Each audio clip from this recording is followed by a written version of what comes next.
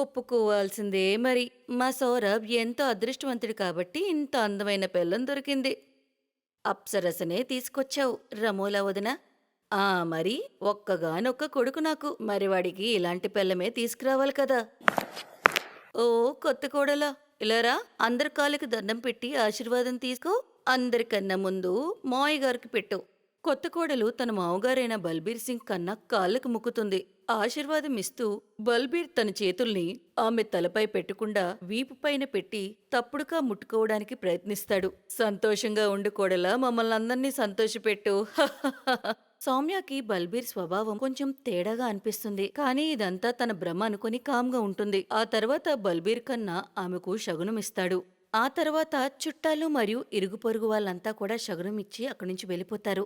సౌమ్య ఒక చిన్న ఊరు నుంచి వచ్చిన నెమ్మదస్తురాలు. ఆమె ఎవరితో అంత పెద్దగా మాట్లాడేది కాదు. పెళ్ళైన 2 రోజుల తర్వాత సౌరభ్ సౌమ్యతో ఇలా అంటాడు, ఇదిగో చూడు సౌమ్య, ఇది మన హనీమూన్ టికెట్లు. గోవాకి 3 రోజుల ట్రిప్. నువ్వు ప్యాకింగ్ చేసుకో, నేను అమ్మా నాన్నకి చెప్పి వస్తాను. సరే అండి, నేనిప్పుడే ప్యాకింగ్ చేస్తాను. సౌరభ్ సౌమ్య హనీమూన్కి గోవా వెళ్తారు. 3 రోజుల తర్వాత ఇంటికి రిటర్న్ అవుతారు. ఇప్పుడు వారికి పెళ్ళై 1 నెల అవుతుంది. ఒకరోజు సౌమ్య వాళ్ళ అత్తగారు వాళ్ళ రూములోకి పాలు గ్లాస్ పట్టుకొని వస్తారు. అరే అమ్మా, నా కోసం పాలు తీసుకొచ్చావా? ఇలా ఇవ్వు. ఇది నీకోసం కాదు, నా కోడలు సౌమ్య కోసం. చూడు ఎంత సన్నంగా అయిపోయిందో. వాళ్ళ అమ్మగారు వాళ్ళు తన్ని ఇలా చూసారే అనుకుంటారు అత్తగారింట్లో తన్ని సరిగ్గా చూసుకోవట్లేదని. తీసుకో తల్లి, కేసర్ మరియు మిగడు వేసి చక్కగా చేశాను. అంతా తాగాలి, అర్థమైందా? సరే అత్తయ్య. పాలిచ్చి రమోలా అక్కడి నుండి వెళ్ళిపోతుంది. రూమ్ బయట నిలబడిన బల్బీర్, పనయిందా? మీరెలా చెప్పారో నేను అలాగే చేశాను. మంచిదానివి. అక్కడ రూంలో సౌమ్య సౌరభ్తో అంటుంది, నిజంగా అత్తయ్య ఎంత మంచివారు కదా. నన్ను ఇంత బాగా చూసుకుంటున్నారు. నిజంగా ఇలాంటి ఫ్యామిలీలోకి రావడం నాకు చాలా ఆనందంగా ఉంది. మీ అందరికీ నేనంటే ఎంత ఇష్టమో. నిజంగా చెప్పావు సౌమ్య, మా అందరికీ నువ్వంటే చాలా ఇష్టం. అందుకే నన్ను, అమ్మని, నాన్నగారిని అంతే బాగా చూసుకోవడం నీ బాధ్యత. సరే గాని చల్లగా అయిపోతున్న ఈ పాలు తాగు. అప్పుడు సౌమ్య ఆ పాలు తాగుతుంది. సౌరభ్ రోజు ఇలానే పాలు తీసుకుని ఇచ్చేవాడు. ఆ పాలు తాగి సౌమ్య రోజు ఇలానే హాయిగా పడుకునేది. అయితే రమోల పక్కింటి విమల పక్కింట్లో ఏం జరుగుతుందో తొంగి చూసే ఒక రకమైన మనస్తత్వం గల మనిషి. అలాగే విమల ఒక రోజు రాత్రి వాళ్ళ ఇంటికి వస్తుంది. అరే రమోల వదిన, క్షమించు, ఇంత రాత్రి వేళ నిన్ను ఇబ్బంది పెడుతున్నాను. ఏమనుకోపోతే కొంచెం పంచదార ఇస్తావా? మా ఇంట్లో పంచదార అయిపోయింది. ఈ బిట్టుగాడు పంచదార వేసుకునే పాలు తాగుతాడు. ఇంత రాత్రి వేళ షాపులు కూడా మూసేస్తారు కదా. తప్పకుండా నువ్వు ఇక్కడే ఉండు, నేను తీసుకొస్తాను. లోపల నించున్న విమల ఇల్లంతా తొంగి చూస్తుంది. అప్పుడే తన కన్ను సౌమ్య రూమ్ మీద పడుతుంది. అక్కడ కిటికీలో బల్బీర్ తనకు కనిపిస్తాడు.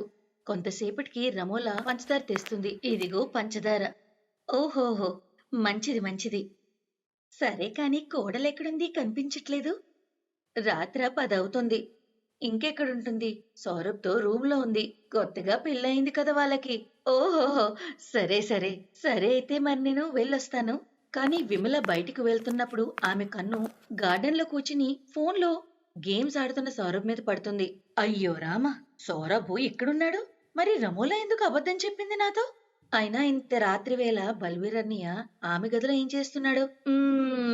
నాకేదో తేడా కొడుతుంది. విమల ఆలోచనలు పడుతుంది. ఆమెకు ఏదో అనుమానం వస్తుంది. సౌమ్య కిటికీ విమల ఇంటి నుండి క్లియర్ గా కనిపిస్తుంది.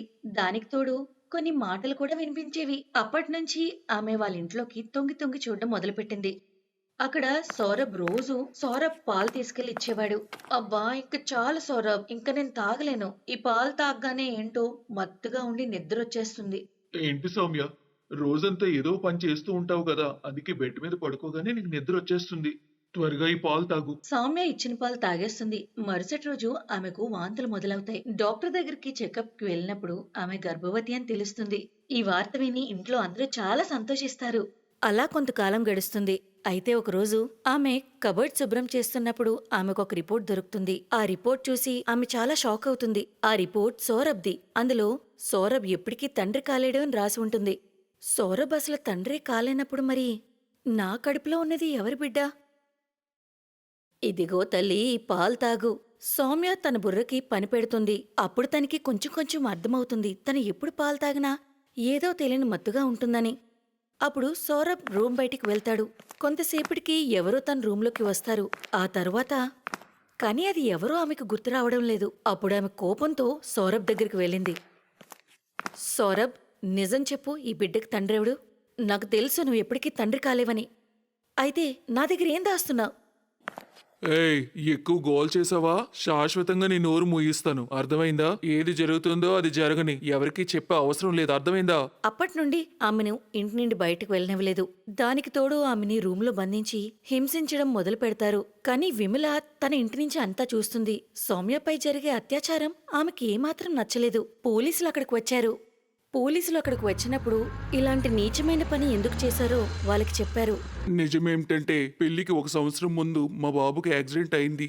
అప్పుడు వాడికి పిల్లలు పుట్టే యోగం లేదని బయటపడింది. సౌరభ్ మా ఒక్కగానొక్క కొడుకు. మా వంశం ఇక్కడే ఆగిపోకూడదని మేం ముగ్గురం ఒక ప్లాన్ వేసాం. అందుకే సౌరభ్ పెళ్లి ఏవీ తెలియని ఒక అమాయకురాలకి ఇచ్చి చేశాం. అప్పుడు పాలల్లో కోడలికి మత్తుమంది కల్పించాం.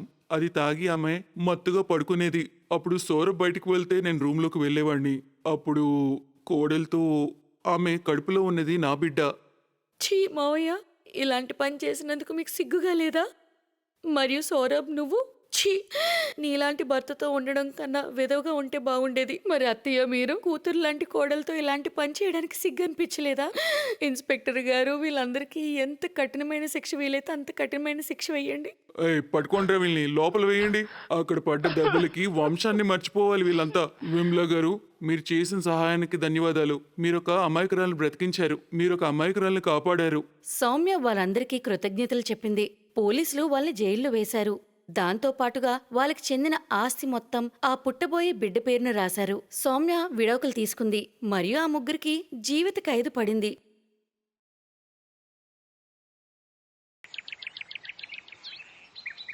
అమిత్కి ఎప్పుడూ ధనవంతుడవ్వాలని ఉంటుంది, కానీ పని చేయడం మాత్రం ఇష్టం ఉండదు. రే, చూస్తుండండి, ఏదో ఒక రోజు ధనవంతుడినవుతా.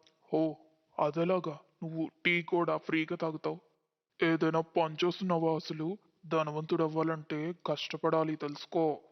కష్టపడడం అనేది గాడిదలు కూడా చేస్తాయి. గాడిదలు ధనవంతులు అవుతాయా? ధనవంతులు అవ్వాలంటే బుర్ర ఉండాలి. హా, ఈసారి నీ బుర్ర ఏం చెప్తుందో? నీ ప్లాన్ ఏంటి? ఏం లేదు, ధనవంతుడైన వాడి కూతుర్ని పెళ్లి చేసుకుంటాను. మా అమ్మగారి డబ్బుతో ఎంజాయ్ చేస్తాను. అమిత్ బ్రెయిన్లో ఇటువంటి కన్నింగ్ ప్లాన్ ఉంది. ఒక ధనవంతుడైన అతని కూతుర్ని వెతికే పనిలో పడ్డాడు అమిత్. అప్పుడే కొన్ని రోజుల తర్వాత వాళ్ళ నాన్న చెప్పాడని అమిత్ సిటీలో ఓ ఇంటర్వ్యూకి వెళ్తాడు. ఇంటర్వ్యూలో అయితే సెలెక్ట్ అవ్వడు, కానీ ఆ కంపెనీ ఓనర్ కూతురుని కలుస్తాడు. ఆ అమ్మాయి పేరు అంకిత. అంకిత దగ్గరికి అమిత్ వెళ్ళి ఇలా అంటాడు. హలో, నా పేరు అమిత్. మీరు ఈ కంపెనీ ఓనర్ కూతురంట కదా? "హా, అయితే ఏం లేదు, నిజానికి నేను కూడా ఓ కంపెనీ ఓనర్ కొడుకుని, అందుకే మిమ్మల్ని కలవాలనుకున్నాను. హా, అవునా? మరి ఇక్కడికి ఎందుకు వచ్చారు ఇంటర్వ్యూకి?" ఆ, అదంతా మా నాన్నగారి పరువు కోసం. నేను తన బిజినెస్ హ్యాండిల్ చేసే ముందు నేను ఎక్కడైనా పని చేయాలనుకుంటున్నాడు. నాన్నలంటే అంతే కదా మరి. హా, కరెక్ట్గా చెప్పారు. ఈ నాన్నలకి తెలీదు, మనకన్నీ తెలుసని. ఇలా నవ్వులతో వాళ్ళ పరిచయం మొదలైంది.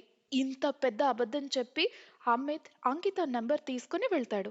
అమిత్ ఇంటికి వెళ్తూ ఉండగా బస్లో తన పక్కన ఒక అమ్మాయి వచ్చి కూర్చుంటుంది. తను చాలా కోపంగా ఉంటుంది. అమిత్ ఇలా అంటాడు. ఏమైంది మేడం? మీరు ఎందుకంత కోపంగా ఉన్నారు? కోపం ఎందుకు రాదు? ఫస్ట్ టైం నేను బస్ ఎక్కాను. 2 కోట్ల రూపాయల కార్ దారి మధ్యలో చెడిపోయింది. 2 కోట్ల? అరే వా, ఈ అమ్మాయి కూడా గొప్పింటి అమ్మాయి అనుకుంటా. ఇలా మనసులో ఆలోచించుకుంటూ ఉంటాడు అమిత్. ఇంటర్వ్యూ ఏమైంది? సెలెక్ట్ అవ్వలేదు నాన్న. అవ్వదని తెలుసు నాకు, అందుకే నేను చెప్పింది విను. నా ఫ్రెండ్ ఒకడున్నాడు, వాడి కూతుర్ని పెళ్లి చేసుకో. తను 10 లక్షల రూపాయలు ఇస్తాడు, ఇంకా తన కంపెనీ షేర్స్ కూడా ఇస్తాడు. ఇదంతా విని అమిత్కి దురాశ పెరిగిపోతుంది. భగవంతుడికి తన మనస్సులోనే థ్యాంక్స్ చెప్తాడు. హే భగవంతుడా, ఇన్ని రోజుల తర్వాత నా బాధను అర్థం చేసుకున్నావు. ఈ రోజు ఒకళ్ళు కాదు, ఇద్దరు కాదు, ముగ్గురు అమ్మాయిల్ని నా జీవితంలోకి పంపించావు. Thank you, thank you. అమిత్ దురాశ పెరిగిపోయింది. ఇంతకు ముందు ఒక డబ్బున్న అమ్మాయిని పెళ్లి చేసుకుందాం అనుకున్నాడు, కానీ ఇప్పుడు ముగ్గురిని వాళ్ళ ముగ్గురులోనే చూస్ చేసుకోవాలి. కానీ ఇలా అనుకుంటాడు. ఒక్క అమ్మాయిని పెళ్లి చేసుకుంటే ధనవంతుడిని అవ్వచ్చు, మరి నేను ముగ్గురిని పెళ్లి చేసుకుంటే? ఆ, అవును, నేను ఇంకా గొప్ప ధనవంతుడిని అవ్వచ్చు. లేదు లేదు, ఒక్క అమ్మాయిని పెళ్లి చేసుకోవడం కరెక్ట్ కాదు. కాబట్టి నేను ముగ్గురిని చేసుకుంటా. అమిత్ అంకితకి కోమలికి కాల్ చేసి అబద్ధాలు చెప్తాడు. నేను నిన్ను చాలా ప్రేమిస్తున్నాను, కానీ మా నాన్నకి ఇష్టం లేదు. తను చాలా గొప్ప ధనవంతుడు కదా, తనకు నచ్చిన వాళ్ళని పెళ్లి చేసుకోమంటున్నాడు. కాబట్టి మనం రహస్యంగా పెళ్లి చేసుకుందాం. అమిత్ వాళ్ళ నాన్న వాళ్ళ ఫ్రెండ్ కూతురు సీతని పెళ్లి చేసుకుంటాడు. అదేవిధంగా సిటీలో వేరువేరు రోజుల్లో అంకిత కోమలిని పెళ్లి చేసుకుంటాడు. కోమలితో చూడు, నేను వెంటనే నిన్ను మా ఇంటికి తీసుకెళ్ళలేను. ఇప్పుడు నేను బిజినెస్ డెవలప్ చేయాలి. బిజినెస్ ఒకసారి డెవలప్ అయిన తర్వాత నేను నిన్ను మా ఇంటికి తీసుకెళ్తాను. అప్పటి వరకు అప్పుడప్పుడు నేను వస్తూ వెళ్తూ ఉంటాను. తర్వాత ఒక చోట కలిసి ఉందాం. అంకిత దగ్గరకు వెళ్లి కూడా ఇదే మాటలు చెప్పాడు. వాళ్ళిద్దరూ నమ్మేశారు. బిజినెస్ పేరుతో వాళ్ళిద్దరి దగ్గర చెరు 10 లక్షలు తీసుకొని ఇంటికి వస్తాడు. ఇంటికి వచ్చాక సీత, మీ దగ్గర ఇంత డబ్బులు ఎలా వచ్చాయి? నేను టౌన్లో మంచి బిజినెస్ ప్లాన్ చేశాను. దానికి సంబంధించిన డబ్బులు. నువ్వు ఈ డబ్బు ముట్టుకోవద్దు. పాపం సీత కూడా ఆ మాటలు నమ్మేస్తుంది. ఇలా కొన్ని రోజులు చాలా బాగా గడిచింది. అమిత్ కొన్ని రోజులు సిటీకి వచ్చి అంకితతో కోమలితో గడుపుతున్నాడు. ఆ తర్వాత వాళ్ళ దగ్గర డబ్బులు కూడా తీసుకుంటున్నాడు. ఇంటికి వచ్చి సీతతో కలుపుతున్నాడు. ఇక్కడ మామగారి కంపెనీ డబ్బులు కూడా తీసుకుంటూనే ఉన్నాడు. ఇలా కొన్ని రోజుల తర్వాత అమిత్ దగ్గర చాలా డబ్బులు వచ్చాయి. ఆ డబ్బుతో ఖరీదైన వస్తువులు కొనుగోలు చేశాడు. నా కల నెరవేరింది. హాహా. ఇప్పుడు నా దగ్గర బోలెడు డబ్బుంది. అలా అమిత్ ఖరీదైన ఫోన్, కార్ అన్నీ కొంటాడు. ప్రతిరోజు సాయంత్రం తన కార్ తీసుకొని ఇంతకు ముందు తను టీ తాగిన లైన్లో నుండి వెళ్తూ ఉండేవాడు. వాళ్ళ ఫ్రెండ్స్ ఇదంతా చూసి ఈ విధంగా మాట్లాడుకునేవాళ్ళు. చూసావా అమిత్, ఏం చెప్పాడో అదే చేశాడు. ఇప్పుడు చూడు ఎలాంటి కార్లు తిరుగుతున్నాడు. మనం చూడు ఇలాగే బ్రతుకుతున్నాం రోజు. లేదు లేదు, మనం కష్టపడి బతుకుతున్నాం. నీ అమిత్ ఏదో ఫ్రాడ్ చేశాడు అనిపిస్తుంది. లేదంటే కట్నం డబ్బుతో ఇంత గొప్పగా ఎవరుండగలరు? చూస్తూ ఉండు, త్వరలోనే అన్ని విషయాలు బయటికి వస్తాయి. అప్పుడు తెలుస్తుంది. అమిత్ మాత్రం చాలా కాన్ఫిడెంట్ గా ఉన్నాడు. ఇలా అనుకుంటాడు, టౌన్ లో ఉన్న నా భార్యలిద్దరూ ఇక్కడికి రారు, ఇక్కడున్న నా భార్య టౌన్ కి రాదు. చాలు, నా జీవితం ఇలా గడిచిపోతే చాలు. కానీ ఈ కాన్ఫిడెన్స్ పోను పోను ఓవర్ కాన్ఫిడెన్స్ గా మారింది. అంకిత కోమలికి డౌట్ వస్తుంది. ఈ అమిత్ ఏంటి నా దగ్గర నుంచి డబ్బులు తీసుకుంటాడు? ఈ డబ్బులంతా ఏం చేస్తున్నాడు? కోమలి ఏమో, ఏంటి నన్ను అసలు తను ఇంటికి తీసుకెళ్ళడు, ఏం చేస్తున్నాడు అసలు? సీత కూడా, ఏంటసలు ఈయన ప్రతి నెల ఎక్కడికి వెళ్తున్నారు? నేను ఈ విషయాన్ని తెలుసుకోవాలి. సీత ఎలా అయినా సరే టౌన్ కి వెళ్ళాలనుకుంది. అమిత్ కి తెలియదు అంకిత కోమలి ఇద్దరు చిన్నప్పటి నుంచి ఫ్రెండ్స్ అని. ఒకరోజు సాయంత్రం పార్టీలో వాళ్ళిద్దరూ కలుసుకొని ఫ్రెండ్షిప్ ని గుర్తు తెచ్చుకుంటారు. కోమలి ఇలా అంటుంది, అంకిత నీకు ఒక విషయం తెలుసా? నాకు పెళ్ళయింది, అది కూడా ఎవ్వరికి తెలియకుండా రహస్యంగా. నా పెళ్లి గురించి కూడా ఎవరికి తెలియదు. సరేలే, రేపు నా భర్త వస్తున్నాడు, తనని నీకు పరిచయం చేస్తా. ఓ, నా భర్త కూడా రేపే వస్తున్నాడు, నేను కూడా నీతో పరిచయం చేస్తాను. ఇదిలా ఉండగా అమిత్ తన కార్లో పట్టణానికి బయలుదేరతాడు. అమిత్ వెనకాలే సీత కూడా తనని ఫాలో అవుతూ ఉంటుంది. అలా వెనకే పట్టణానికి వచ్చేస్తుంది. అమిత్ డైరెక్ట్ గా అంకిత దగ్గరకు వస్తాడు. అంకిత తన ఫ్రెండ్ గురించి అమిత్ కి చెప్తూ ఉంటుంది. అమిత్ కి తెలియదు కదా అంకిత వాళ్ళ ఫ్రెండ్ కోమలియే అని. అంకిత అమిత్ ని కోమలి దగ్గరకు తీసుకొచ్చింది. చూడు, ఇతనే నా భర్త. అదేంటి, ఇతను నా భర్త కూడా? అదేంటి? చచ్చండ్రా బాబు, ఇప్పుడేం చేయాలి? సీత పరిగెట్టుకుంటూ వచ్చి, ఇతను నా భర్త, నువ్వు ఇక్కడికెలా వచ్చావు? ఇప్పుడు మాకు అర్థమైంది, నువ్వు డబ్బుపై దురాశతో మా ముగ్గురిని పెళ్లి చేసుకున్నావు కదా? అవునా? విషయం ఇదైతే అస్సలు వదిలిపెట్టను, నేను కూడా అని సీత అమిత్ ని కొడుతుంది. ఆ తర్వాత ముగ్గురు కలిసి అమిత్ ని కొట్టి పోలీసులకి అప్పచెప్తారు. పోలీసులు అమిత్ ని చీటింగ్ కేసుపై జైల్లో పెడతారు. ఆ విధంగా దురాశ కారణంగా అమిత్ తన జీవితాంతం జైల్లోనే గడపాల్సిన పరిస్థితి వచ్చింది. Thanks for watching.